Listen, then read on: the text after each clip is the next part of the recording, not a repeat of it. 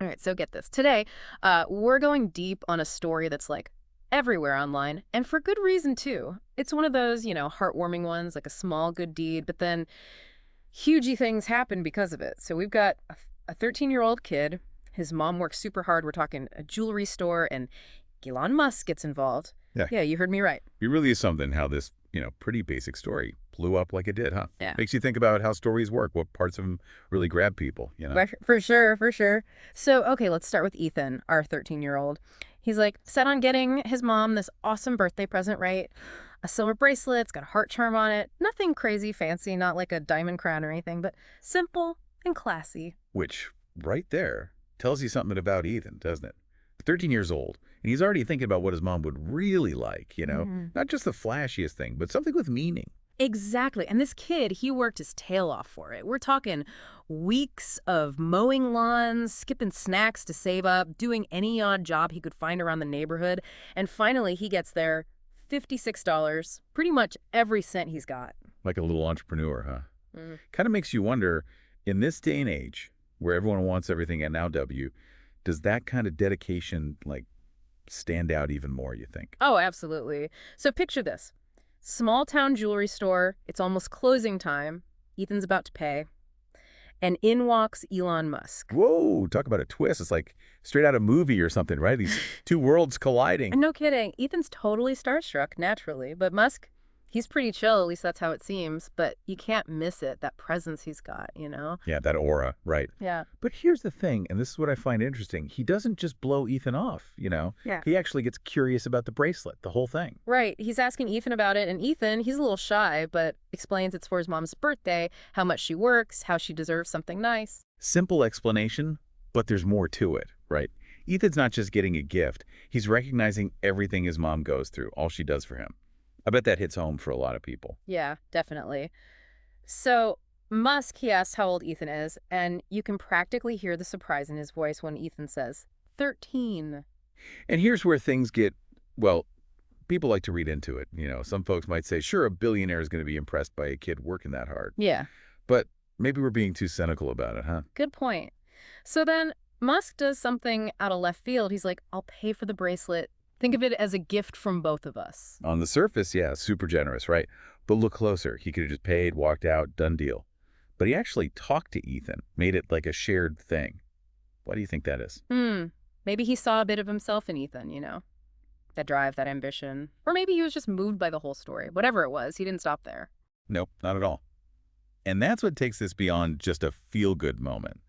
Musk starts asking Ethan about his dreams, what he wants for the future, wants to know what this hardworking kid is aiming for. And Ethan, being Ethan, doesn't miss a beat.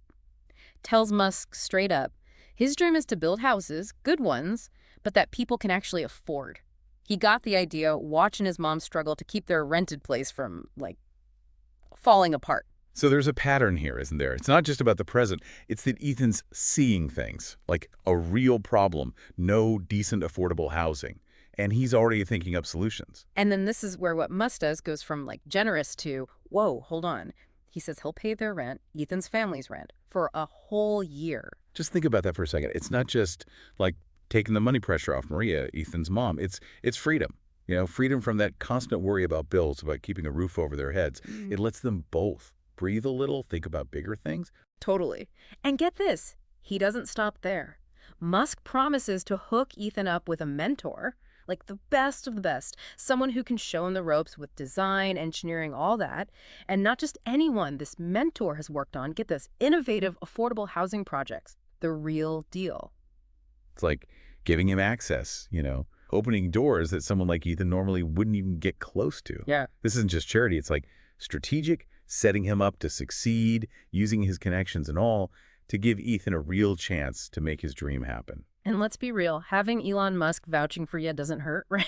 It's like winning the mentorship lottery or something. No kidding. It adds a whole other level of legitimacy. Opens up who knows what kind of possibilities. Yeah. We've got to remember, he's just the one with the vision, the Yes. drive, right? Musk's just providing the tools, the network. Right, right. Ethan's not just sitting back taking handouts. He's got that fire in him. And this whole experience, from the jewelry store to the mentor, it changes things for him and Dia's mom, big time. Their whole mindset. They go from barely getting by to suddenly having a year without that money stress, a Yeah. world-class mentor. It's like they can actually believe anything's possible now. Like Cinderella, but with blueprints instead of fancy shoes, huh? And of course, this story, it doesn't stay quiet for long.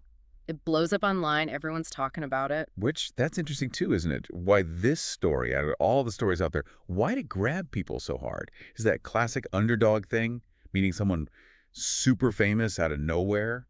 Or is it deeper, like people want to believe good things can happen, that dreams come true, all that? Probably all of that mixed together, you know? What? And to their credit, Eden and his mom, they don't shy away from the attention. They use it to talk about affordable housing, to get other people fired up about chasing their dreams. Like accidental advocates almost. And they don't just spout feel-good stuff. They actually get into the nitty-gritty, the tough parts of the issue. Ethan starts learning about eco-friendly building materials, new design ideas, how the money side of affordable housing works, all that. And he's still in school, right? Mind-blowing how much his world's changed in such a short time. It shows you what mentorship can do, how fast it can get you up to speed. Yeah. But yeah, there's got to be some downsides too, right? I mean, he's still a kid. How does he handle all this fame, the pressure to actually do something amazing? How do they, him and his mom, how do they stay grounded through all this? Yeah, that's a good point. We've seen what fame can do, especially to young people, but so far it seems like they're focused on actually making a difference. Ethan's not just talking, he's working with that mentor, drawing up plans, going to community meetings, the whole 9 yards. Really getting his hands dirty, huh?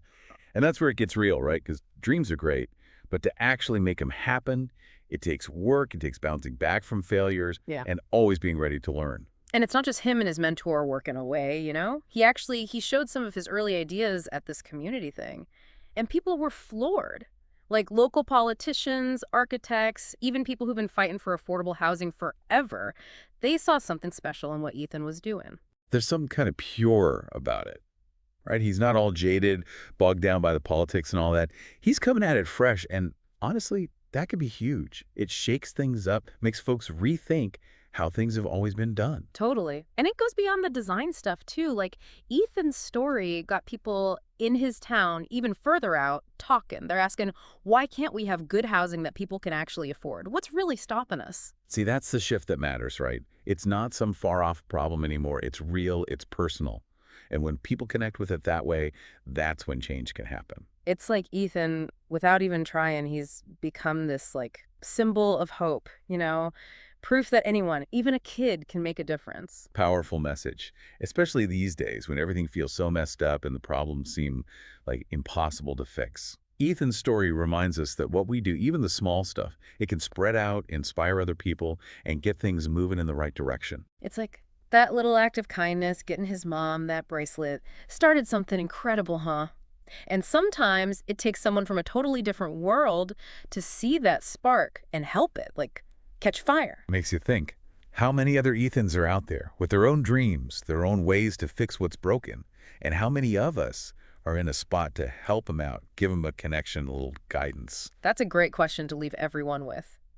So, as we wrap up our deep dive on Ethan's story, what's sticking with you? What are you taking away from all this? For me, it's that, well, potential is everywhere, just waiting for someone to see it. And that sometimes the biggest changes come from just connecting with someone, seeing the good in what they're dreaming of, and helping them make it grow. Well said. And hey, who knows? Maybe Ethan's story will get someone listening right now to do something to make things better in their own little corner of the world. Until next time, thanks for joining us on this deep dive.